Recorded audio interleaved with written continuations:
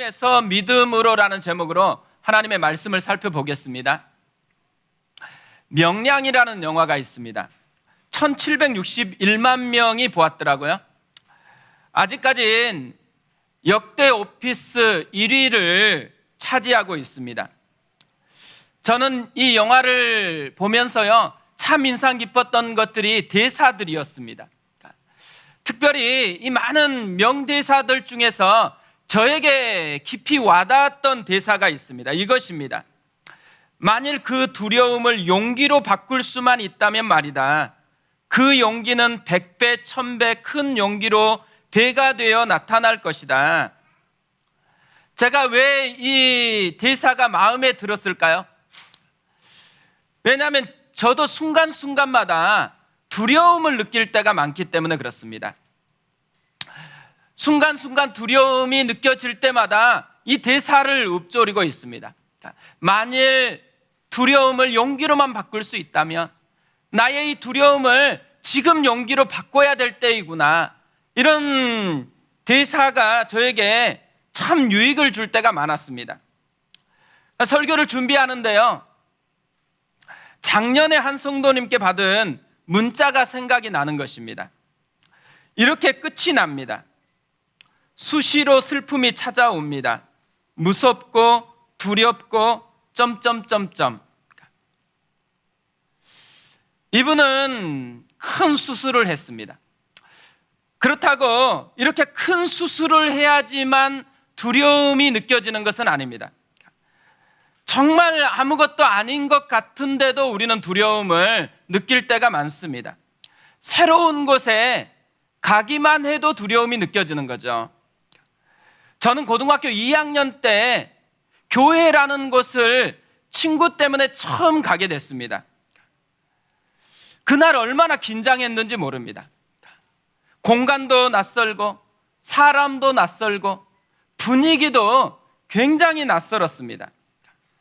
특별히 기도하는 순간은 너무너무 잊지 못할 충격을 받았습니다. 전부 다 똑바로 이렇게 쳐다보고 있다가 갑자기 기도가 시작되는 순간 모든 사람이 눈을 감더니만 고개를 숙여버리는 것입니다. 저하고 그날 같이 갔었던 제 친구하고 너무 놀래가지고 둘이 얼굴을 서로 보면서 어쩔 줄 몰라 했었던 그 기억이 지금도 생생하게 남아 있습니다. 제 인생은 그날 새롭게 변화되는 출발선을 경험을 했습니다. 오늘 아마 우리 교회에 처음으로 오신 분들도 굉장히 낯설 거라고 생각합니다. 그리고 왠지 모를 긴장감을 가질 수밖에 없을 거라고 생각합니다. 그런데 이 부담을 넘고서 여기에 오셨기에 하나님께서 복을 내려주셨으면 좋겠습니다. 제 인생을 바꿔주셨던 것처럼 하나님께서 오늘 특별히 새롭게 인생길을 빚어가시는 그런 은혜의 출발이 되었으면 좋겠습니다. 두려움은 날마다 경험하는 인간의 감정 중에 하나입니다. 두려움이 없는 사람은 아무도 없습니다. 사도 바울이 고린도 교회에 편지하면서 이렇게 고백을 합니다. 내가 너희 가운데 거할 때에 약하고 두려워하고 심히 떨었노라. 사도 바울은요, 감옥에서마저 찬양했던 분이거든요. 차디찬 감옥에서조차 감사했었던 그런 믿음의 용장입니다. 그런 그도 두려움을 느끼고 있다고 그렇게 고백을 하고 있습니다. 오늘 우리가 살펴보려고 하는 아브라함도 마찬가지였습니다. 그도 두려움이 찾아왔습니다. 1절에 이렇게 되어 있습니다. 이후에 여호와의 말씀이 환상 중에 아브라함에게 임하여 이르시되 아브라함아 두려워하지 말라. 나는 내 방패요 너의 지극히 큰 상급이니라. 아브라함에게 두려움이 찾아왔는데 언제 두려움이 찾아왔다고 이야기합니까? 이후에라는 표현은 언제를 이야기할까요? 우리가 지금 아브라함에 대해서 살펴보고 있는데요, 지난주에 이후가 무엇인지를 살펴보았습니다. 아브라함이 4개국 연합군과 전투를 해서 승리를 했습니다. 그리고 마중 나온 소돔 왕에게 그가 승리로 얻었던 모든 사람과 물품을 넘겨주었습니다. 그 후에 두려움이 찾아왔다라는 거죠. 그러니까 실패를 했기 때문에, 패배를 했기 때문에 두려움이 찾아왔다라는 게 아니에요. 승리를 했습니다. 정말 가슴 벅찬 승리를 경험했어요. 그런데 이상하게 그 뒤에 두려움이 찾아왔다라는 것입니다. 이게 인생이라는 거죠. 이것이 우리가 인생에서 경험하는 실제 문제라는 것입니다. 실패했을 때만 두려움이 찾아오는 게 아니고, 성공했는데, 성공한 이후에 갑자기 두려움이 찾아오는 이런 현상이 우리에게도 일어난다라는 거죠. 아브라함은 왜 성공했는데 갑자기 이런 두려움을 느끼기 시작했을까요? 오늘 말씀을 묵상하다가요, 두 가지 이유를 발견했습니다. 하나는 지극히 현실적인 이유 때문에 그렇습니다. 아브라함이 318명의 군사를 데리고서 4개국 연합군과 싸워서 이겼습니다. 자기의 실력이 뛰어나서 이긴 게 아니죠. 방심한 틈을 타서 기습 공격을 했습니다. 그뿐만 아니라 하나님께서 도와주셔가지고 전쟁에서 승리할 수가 있었습니다. 그런데 생각해 보니까, 다시 정신 차리고 보니까 이들이 언제 다시 정비해가지고 쳐들어온다, 그러면 끔찍한 일이 발생하게 되어지는 것이죠. 이런 지극히 현실적인 문제 때문에 두려움을 느끼게 되었다라는 거죠. 이런 아브라함을 하나님이 이해하시면서요, 이렇게 말씀하시는 거예요. 두려워하지 말라. 나는 내 방패여 너의 지극히 큰 상급이니라. 새번역 성경이라는 새로운 버전의 성경이 있는데요, 이렇게 번역을 했습니다. 아브라함아, 두려워하지 말아라. 나는 너의 방패다. 내가 받을 보상이 매우 크다. 나는 너의 방패다. 무슨 의미겠어요? 아브라함아, 걱정하지 말아라. 그때 내가 너를 도와준 것처럼 지금도 내가 너를 보호해 줄게. 내가 받을 보상이 매우 크다. 무슨 의미겠어요? 소돔 왕에게 승리한 모든 물품을 건네주고 네가 나를 택한 거 아니냐. 그러니까 내가 더 풍성한 것으로 너에게 채워주겠다. 그러니까 두려워하지 말아라. 이런 의미를 담고 있다라는 거죠. 이런 말씀을 들으면 두려움이 사라질까요? 그러면 참 좋을 것 같은데요, 그렇지 않았습니다. 이 말씀을 하자마자 아브라함이요, 마음 깊이 담아두었던 진짜 두려움을 표현하기 시작합니다. 2절에 이렇게 되어 있습니다. 아브라함이 이르되 주 여호와여 무엇을 내게 주시려 하나이까? 나는 자식이 없사오니 나의 상속자는 이 다메섹 사람 엘리에셀이니이다. 큰 보상이고 뭐고 다 필요 없다라는 거죠. 왜냐하면 물려줄 자식이 없다라는 것입니다. 아브라함 속에 있었던 깊은 두려움이 뭐라는 거예요? 자식이 없다라는 거. 이것이 갑자기 툭 튀어나와 버렸습니다. 아브라함은 하나님께서 큰 민족을 이루게 하겠다라는 약속을 받고 나왔습니다. 오래전에 이 약속을 하나님께서 허락하셨습니다. 이 약속 믿고 따라왔는데 지금 15년의 세월이 지났습니다. 한 아이도 아직 태어나지 않았다라는 거죠. 근데 지금 나이가 몇 살일까요? 85세가 됐습니다. 한 해 한 해 나이가 더 들어가면 들어갈수록 인간적으로는 아이를 기대할 수 없는 것이잖아요. 그러니까 마음에 조급함이 생기고 마음에 두려움이 찾아왔다라는 거죠. 약속은 성취되지 않고서 현실은 자꾸만 더 어려워진다라는 느낌을 갖고 있는 이 아브라함 마음 깊은 곳에 자리 잡은 두려움이 이렇게 흘러나왔습니다. 이 두려움이 아브라함을 장악하니까 어떤 일이 발생했을까요? 하나님이 주신 그 약속을 다시 붙들기보다는요, 자꾸만 눈에 보이는 현실적인 대안을 생각하는 거죠. 엘리에셀입니다. 당시 고대 사회에는 자식이 없는 사람은요, 충실한 종을 양자로 삼았대요. 그리고 재산을 양도해 주는 대신에 자신의 노후의 삶을 의탁하는 문화가 있었습니다. 뭘 우리에게 알려주는 거예요? 두려움이 찾아오면 하나님을 신뢰하기보다는 눈에 보이는 세상의 방식을 더 따르기 쉬워진다라는 거예요. 하나님의 영향력 아래 살아가기보다는 세상의 영향력 아래 살아가고 싶은 마음이 스물스물 올라오게 되어 있다는 것이죠. 그렇기 때문에 두려움을 방치하면 안 된다는 것입니다. 민수기 13장 14장에 보면 12정탐꾼의 이야기가 나옵니다. 모두 12지파에서 뽑힌 이스라엘의 지도자들이었습니다. 그러니까 용기 100배한 사람들만 뽑았겠죠. 하지만 가나안 땅을 정탐한 후에 이들은 둘로 갈라집니다. 10명은 가나안 땅은 다 좋은데 그 땅의 사람들은 거인이고 자기들은 비교해 보니까 메뚜기 같았다고 그렇게 이야기하는 거예요. 그래서 올라가면 질 게 뻔하다고, 가면 안 된다라고 그렇게 막는 것입니다.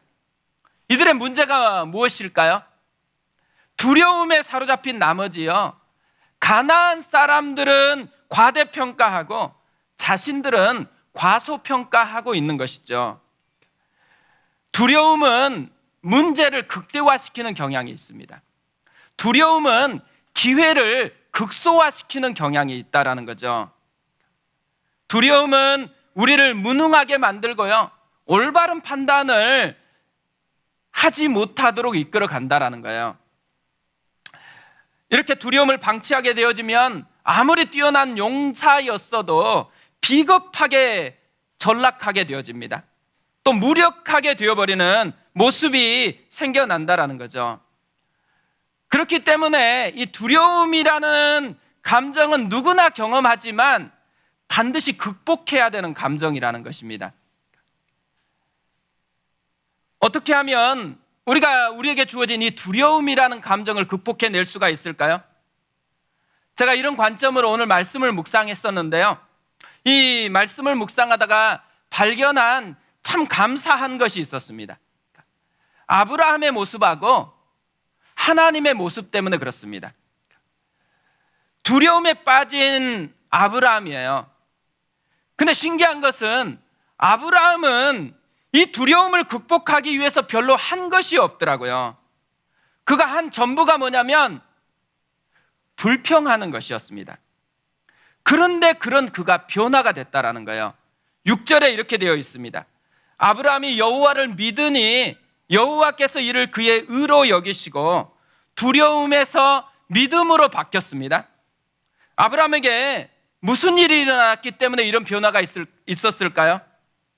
하나님이 일하기 시작했다라는 것이에요. 하나님이 이런 아브라함의 불평을 다 들어주고 아브라함의 마음에서 두려움을 몰아내고 믿음을 심어 주었다라는 거죠. 아브라함은 두려움의 집에서 믿음의 집으로 이사를 했다라는 것입니다. 오늘 초청되어 오신 모든 분들, 그리고 오늘 예배를 드리는 우리 모두가 이런 은혜를 경험했으면 좋겠어요. 두려움에서 믿음으로, 두려움의 집에서 믿음의 집으로 이사를 했으면 좋겠습니다. 그 일을 이루시는 하나님을 경험했으면 좋겠습니다.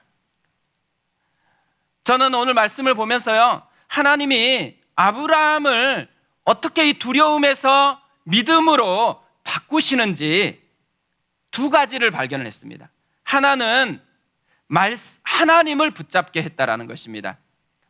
두려워하는 아브라함에게 하나님이 주신 게 뭐냐? 하나님의 말씀입니다. 1절을 다시 보면 이래요. 이후에 여호와의 말씀이 환상 중에 아브라함에게 임하여 이르시되 아브라함아 두려워하지 말라. 나는 내 방패요 너의 지극히 큰 상급이니라. 약속은 받았는데 현실에는 아들이 하나도 없으니까 불평했잖아요. 이 불평에 대는 아브라함에게 또 하나님께서 주신 게 있어요. 여호와의 말씀입니다. 4절을 보면 이렇게 되어 있습니다. 여호와의 말씀이 그에게 임하여 이르시되 그 사람이 내 상속자가 아니라 내 몸에서 날 자가 내 상속자가 되리라 하시고, 하나님은 기적을 준 게 아니었더라고요. 말씀을 주었습니다. 그런데 하나님이 주신 이 말씀에는 하나님의 마음이 담겨 있었다라는 거죠.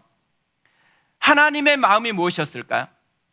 공감이었습니다. 공감. 하나님은 아브라함의 두려움을 공감해 줍니다. 하나님은 아브라함의 불평하는 마음을 공감을 해 줍니다. 하나님은 아브라함의 약함을 아신다라는 거예요. 두렵지만 이 두려움을 극복할 힘이 자기에게는 없는 이 연약함을 알고 계신다라는 것이죠. 그래서 어떻게 해요? 하나님 자신이 함께해 주신다라는 거예요. 하나님의 말씀을 살펴보면요, 핵심이 뭐냐면 네가 뭘 해라는 게 아니에요. 내가 하겠다라는 것입니다. 나는 내 방패요, 내가 너의 지극히 큰 상급이다. 내가를 강조하는 거죠. 하나님 자신이 함께해 주겠다라는 거예요. 아브라함의 약함을 하나님이 직접 대신해 주겠다라는 것입니다. 하나님은요, 우리에게 두려워 떨고 있으니까 두려움을 극복하는 세 가지 비결, 두려움을 빨리 없애는 방법, 이런 가이드를 준 게 아니에요. 조언을 하신 게 아니더라고요. 자신이 함께 할 테니까 함께하는 하나님을 붙잡으라는 것이죠. 예수님이 이 땅에 오신 이유가 이것 때문이었습니다. 우리의 죄, 우리의 문제를 우리 힘으로 해결할 수가 없는 거예요. 그래서 예수님이 대신 이 문제를 해결하기 위해서 오셔서 십자가에서 죽으셨다라는 거죠. 예수님은 자신을 주기 위해 오셨습니다. 자신을 경험하라고. 교회에서 맛보아야 되는 가장 중요한 것이 있다면 예수님을 맛보는 것이죠. 함께 하시는 하나님을 맛보는 것입니다. 오늘 특별히 새생명 축제잖아요. 오래전부터 사실 기도로 준비하고 있었습니다. 또 선물도 준비를 했습니다. 말씀도 부족하지만 또 정성껏 준비하려고 애를 썼습니다. 점심 식사도 준비가 되어 있습니다. 이따가 예배 마치고 함께 또 식사를 맛있게 누리셨으면 좋겠습니다. 그러나 이 모든 것보다도요, 진짜 주고 싶은 한 가지가 있습니다. 하나님이시죠. 우리를 공감해 주시고 우리의 약함을 대신하기 위해서 찾아오신 하나님을 발견하고 하나님을 경험했으면 좋겠습니다. 오늘이 그 출발하는 시작의 날이었으면 좋겠습니다. 두 번째로요, 이 두려움에서 믿음으로 바꾸기 위해서 하나님이 하신 일을 보니까 시선을 옮겨주신 것이더라고요. 문제에서 하나님의 손길로 시선을 옮겨주셨습니다. 하나님은 말씀하고 그냥 그것으로 끝내는 것이 아니었습니다. 한 걸음 더 나아가더라고요. 5절에 이렇게 되어 있습니다. 그를 이끌고 밖으로 나아가 이르시되 하늘을 우러러 무뼈를 셀 수 있나 보라. 또 그에게 이르시되 내 자손이 이와 같으리라. 아브라함을 이끌고 밖으로 나가셨어요. 그리고 하늘을 보여주신 거예요. 별들을 보라는 거예요. 하나하나 별들을 세어보라는 것이죠. 너의 자손이 이와 같을 것이라고 말씀을 하셨습니다. 들려주는 것을 넘어서서 보여주고 있는 것이죠. 하나님이 왜 이렇게 별을 보라고 하셨을까요? 제가 이 말씀을 묵상하는데요, 한 가지 떠오르는 사람이 있었습니다. 엘리야예요. 엘리야 선지자가 간절히 비가 오게 해달라고 기도를 합니다. 그런 후에 사환에게 바다 쪽을 바라보라는 거예요. 사환이 아무런 변화가 없다고 이야기를 합니다. 계속해서 또 바라보라고 하면서 기도를 해요. 7번째에 반복했을 때 사환이 바다에서 사람의 손만한 작은 구름이 있다고 이야기를 합니다. 이 정도 작은 구름이 시작됐다는 거예요. 그러자 엘리야가 아합 왕을 재촉하기 시작하는 거예요. 비에 막히지 않도록 마차를 타고 빨리 내려가라는 것이죠. 열왕기상 18장 44절에 이렇게 되어 있어요. 7번째 이르러서는 그가 말하되 바다에서 사람의 손만한 작은 구름이 일어나나이다. 이르되 올라가 아합에게 말하기를 비에 막히지 아니하도록 마차를 갖추고 내려가소서 하라 하니라. 엘리야는 이 작은 손바닥만한 구름을 보았잖아요. 그런데 이 작은 구름에서 뭘 본 거야? 큰 비를 본 거예요. 그런데 단지 큰 비만 본 게 아닙니다. 큰 비를 일으키시는 하나님의 손길을 보았다라는 거죠. 예수님은 마태복음 6장 25절에서 염려하는 인생에게 이렇게 말씀을 하셨습니다. 그러므로 내가 너희에게 이르노니 목숨을 위하여 무엇을 먹을까, 무엇을 마실까, 몸을 위하여 무엇을 입을까 염려하지 말라. 목숨이 음식보다 중하지 아니하며 몸이 의복보다 중하지 아니하냐. 공중의 새를 보라. 심지도 않고 거두지도 않고 창고에 모아들이지도 아니하되 너희 하늘 아버지께서 기르시나니 너희는 이것들보다 귀하지 아니하냐. 염려에 사로잡혀 살아가는 인생들에게 예수님이 주신 처방이 뭔 거죠? 시선을 옮기라는 것이죠. 문제에서 공중의 새로, 공중의 새에서 그 새를 기르시는 하나님의 손길로 시선을 옮겨준 거였습니다. 하나님이 아브라함에게 한 것도 이와 같은 거였다라는 거죠. 하나님이 왜 아브라함에게 별을 보라고 했을까요? 별이 그냥 별이 아니기 때문에 그런 거죠. 아무것도 없었던 곳에 하나님께서 직접 만드신 하나님의 손길이 닿아진 게 별이었습니다. 별을 보라는 것은 결국 하나님의 손길을 보라는 것이죠. 이렇게 많은 하나님의 손길이 있다라는 거예요. 또 깜깜한 어둠밖에 없는 것 같은데, 어둠밖에 없는 인생인 것 같은데 하나님의 손길이 반짝반짝 빛나고 있다라는 것을 보여주고 있는 것이죠. 두려움이 생길 때 나타나는 보편적 특징이 있어요. 시선을 완전히 빼앗아 간다라는 거예요. 작은 문제인데 이 시선을 빼앗아 그것에 집중하게 하는 거예요. 그러다 보니까 점점 그 문제가 크더니만 그 문제가 내 삶의 전부가 되어버리는 이런 현상이 일어나는 거죠. 특별히 아이들을 교육할 때 이런 문제가 굉장히 많이 생기는 것 같아요. 아이들이 아주 심각하게 전부가 망가진 아이들은 한 명도 없습니다. 하나, 뭔가 작은 하나가 거슬리기 시작해요. 근데 그 문제를 계속해서 생각하고 그 문제가 어느 순간에 내 시선을 싹 장악해버리니까 어떤 일이 발생했어요? 아이가 전부 뭔가 망가질 것 같은 두려움이 생기잖아요. 그래서 아이 미래가 이미 그 순간에 결정됐어요. 이 아이는 미래가 없다고 생각하는 그런 모습이 우리 속에 작동될 때가 참 많다라는 거죠. 두려움이라는 안경을 끼고 보면요, 작은 게 커지기 시작한다는 거예요. 자꾸만 시선을 빼앗아가는 현상이 생겨난다는 거죠. 두려움의 안경을 벗고 하나님의 안경을 끼고서 현실을 다시 보아야 한다는 거죠. 하나님의 손길을 통해서 지금 내가 겪고 있는 그 현실을 다시 보라는 것입니다.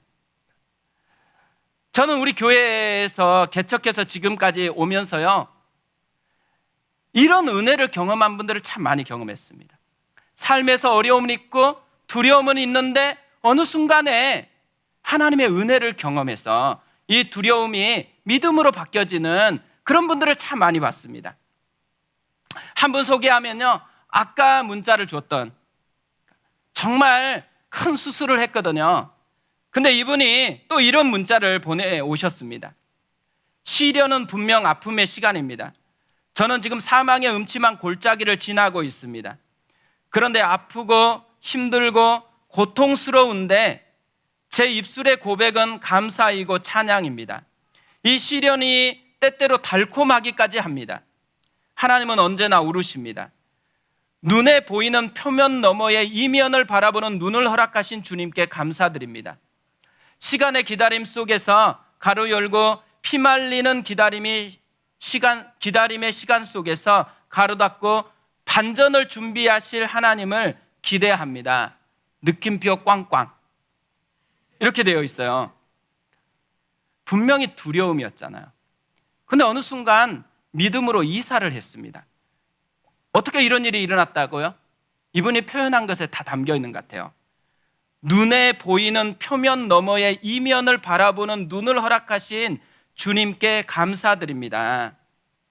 시선이 바뀌니까 하나님의 손길을 통해서 자신의 모습을 보기 시작하니까 두려움은 사라지고 믿음이 그 자리를 차지하게 되었다라는 거죠. 이런 분들 때문에 참 격려를 많이 받습니다. 사실 예배는요, 시선을 바꾸는 시간입니다.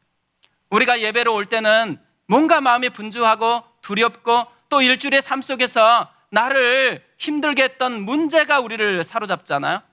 그런데 이 예배를 통해서 하나님의 손길을 바라보게 되어지는 거죠. 하나님이 함께하고 나는 연약해도 나를 대신하기 위해서 하나님이 나와 함께하고 있다는 거. 이 하나님을 바라보는 순간 두려움의 집에서 믿음의 집으로 이사하는 역사가 일어난다는 거죠.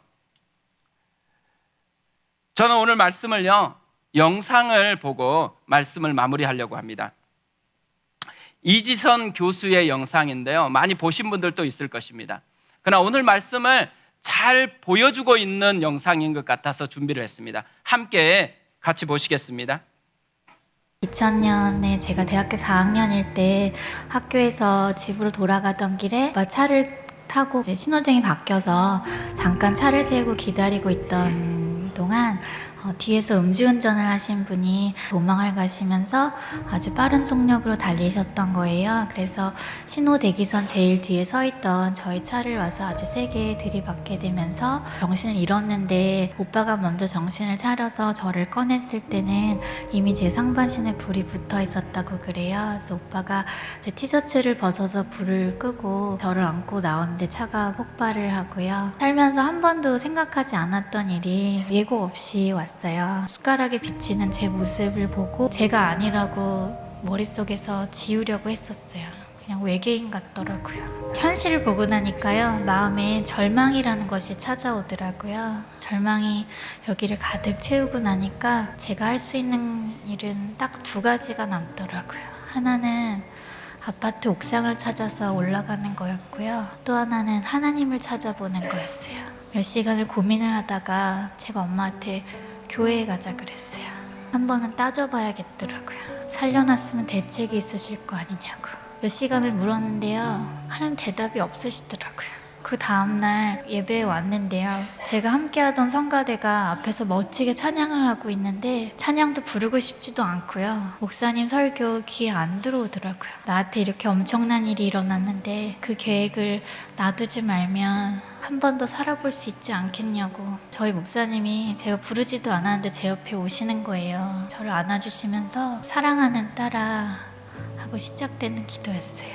저조차도 저를 사랑할 수 없을 것 같은 그런 모습을 하고 있는 저에게 하나님 사랑한다고 고백하시는 거예요. 2가지 약속을 하셨어요. 너를 세상 가운데 반드시 다시 세우겠다고. 병들고 힘들고 약한 자들에게 희망의 메시지가 되게 할 거라고 말도 안 되는 얘기를 하시는데요, 나는 할 수 없는 일이지만 성경 속에 살아계신다고 말씀하셨던 그분이 진짜로 지금도 살아있다면 그분이라면 하실 수도 있을 것 같은 제 믿음이 생기는 거예요. 한때 깨어져서 산산조각이 난 듯던 그릇이지만 예수님께서 그 조각을 다시 다 주셔서 저라는 그릇을 다시 만들어 주셨어요. 더 이상 윤이 나지 않지만 예수님이라는 보배를 제 안에 담게 해주셨어요. 여러분의 인생 가운데에도 화상과 비슷한 일들이 계속 남아있잖아요. 그럴 때마다 심령이 가난한 자 복이 있나니 천국이 저희 것임이라 하셨던 그 말씀 그대로요, 저의 가난한 마음을 거두어 가주시고 천국을 주시더라고요. 천국이 아닌 이 땅에서요, 제가 이미 천국을 맛보고 천국을 누리면서 살고 있어요. 여기가 끝이 아니기 때문에, 지금 모습이 끝이 아니기 때문에 기대하는 그 마음이 저는 희망인 것 같아요. 우리 삶에 갑작스럽게 두려움이 찾아오고 절망이 찾아올 수 있죠. 근데 그게 끝이 아닙니다. 그것으로 우리 인생이 끝나지 않고 하나님이 그때 또 찾아오시는 거예요. 그리고 우리에게 말씀을 주세요. 그리고 또 우리의 시선을 옮겨서 하나님의 손길을 보게 해 주신다라는 거죠. 그래서 이전에 두려움밖에는 느끼지 못했다면 두려움의 집에서 다시 믿음의 집으로 하나님의 세계를 보게 하는 이 은혜를 우리에게 공급해 주신다라는 것입니다. 최근에 배우 김수미 씨 아시죠? 배우 김수미 씨가 예수님을 믿게 됐습니다. 그래서 이분이 간증하는 것을 제가 영상으로 봤는데요, 제목이 굉장히 저에게 와닿았습니다. 제목이 이래요: 진작에 알았더라면. 진작에 알았더라면. 오늘이 그 진작에의 출발이 되었으면 좋겠습니다. 우리 그 마음을 가지고요, 찬양하고 우리 기도했으면 합니다.